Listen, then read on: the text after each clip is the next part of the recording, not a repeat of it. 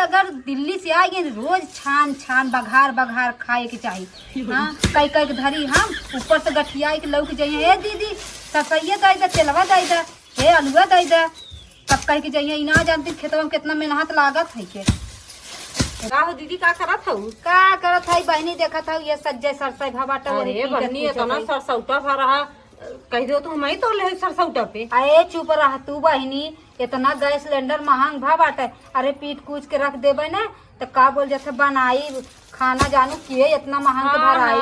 तू है ललचा है काऊ कुछ कहू बहनी? ना कुछ कहे ना वैसे कहत रहे। कैसे कैसे आज हमारी की यहाँ बहनी तोहरे होश पड़ के चली आऊ। वो आए है काम रहा दीदी कहे तनकी बिट्टू पापा हे आ बैठा बाटे का होई था का करत है?